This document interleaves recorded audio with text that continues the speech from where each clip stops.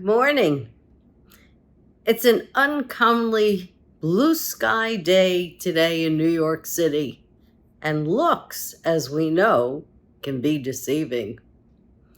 Our air quality is unhealthy. It's 165 particles per mil, and that's way too high.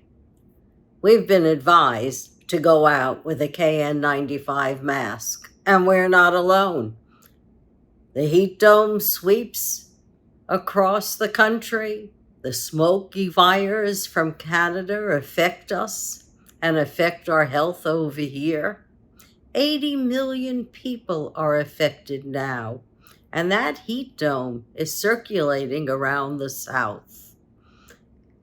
Hopefully, not all the grids will go down. In Texas, it's the solar and the wind power that's saving them from total grid collapse. But still, with temperatures in the triple digits, folks who have been denied water, I certainly hope they're getting it now, because it's an absolute necessity. You can't stay alive unless you're super hydrated. And I understand that people who are in prison are also dying in Texas and other states. People need air cooling and air conditioning. They need water. I've read that if you put water on your neck, if you're an elderly person, or you soak your feet in water, that could be a way of forestalling becoming a victim to heat stroke.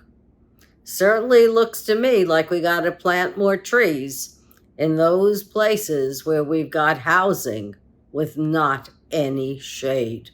We need them. We need them not only to soak up the carbon, but also to provide relief for people.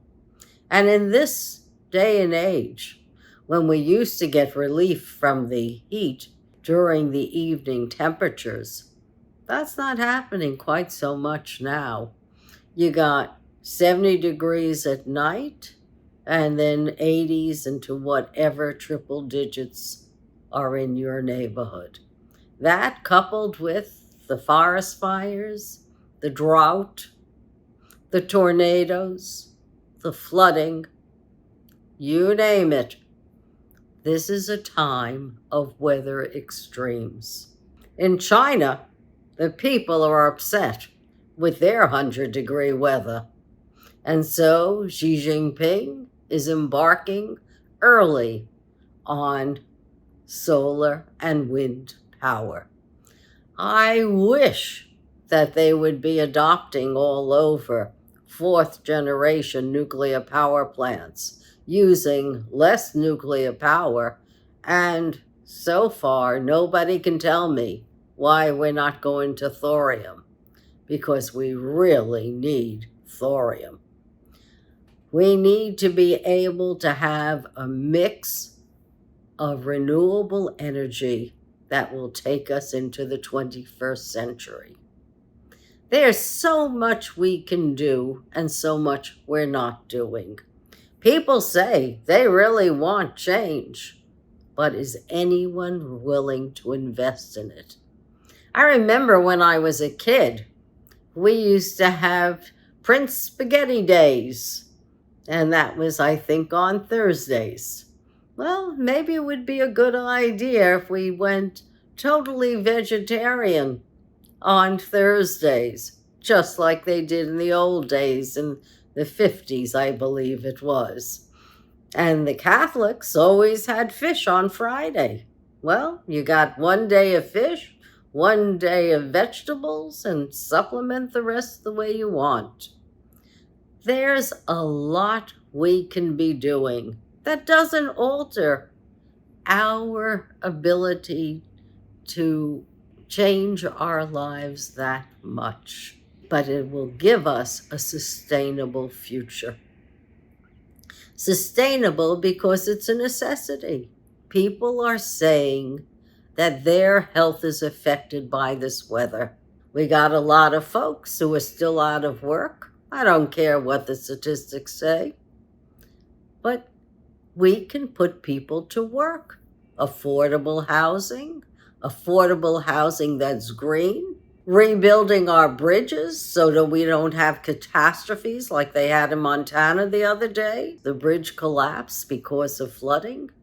2 years before, they had removed the bridge parallel to that because the underpinnings of the bridge were gone. So I wonder, when did anyone look at the bridge that was left? This is another hazard we have to contend with. They say we could reduce 2% of the carbon in the world by just capping the leaks and maintaining everything that produces petroleum products, right? We could get rid of the methane gas and the carbons.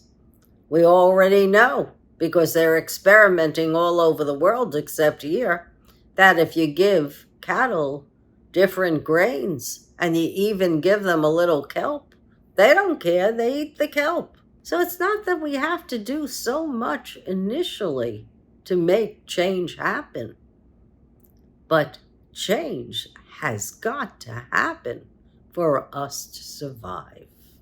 And what else did we contend with this week? The drama of Putin and Prigozhin. It was interesting because before Prigozhin backed down, he had shot down 6 helicopters and 1 jet. He was within 120 miles of Moscow with his mercenaries, and nobody fired upon him, and people were cheering him on. Okay, now he's in Belarus. I don't know what he thought he was going to accomplish there, but Lukashenko, who is the dictator of Belarus, and right now Putin's best bud, he's got a problem, because Prigozhin is not signing on with the Kremlin, and nor are his mercenaries. They're not going back to the Ukraine. As far as I'm concerned, that's a win-win. I'd like to see Ukraine take back more territory, and then let's go to the peace table. Doesn't matter. They've already destroyed Ukraine. There was no reason for Putin to have gone there to begin with. Oddly enough, when he bombed that town and he bombed their pizza parlor, he said he took out 2 generals and several upper staff in the Ukrainian army. Well, the facts speak for themselves. He took out women, children, kids, people who were enjoying themselves having pizza. It reminds me of the terrorism in the old days in Jerusalem and other places in Israel, when people would bomb others who were having a good time. Well, this is a terrible disaster. But if we're lucky, somebody might take over for Putin, and who knows, maybe it'll be Navalny. But we gotta wait and see what happens. Putin is weak, but he's not down and out. Prigozhin, he's thinking about what's next for him. Does he need the war in Ukraine? He really doesn't. He's a billionaire. He was the chef to Putin. He was also head of the Internet Research Agency that kind of plundered our elections in 2016. He also heads up mercenaries throughout Africa and the Middle East. And he has the mining concessions in Africa. So I don't think at this point Prigozhin needs the aggravation. And I'm happy, as I said, because I think that he and his people were probably more ruthless than Putin's FSB. So this was a week of firsts. First for the heat dome across the whole southern United States. First for fires that came early to Canada and are just burning out of control.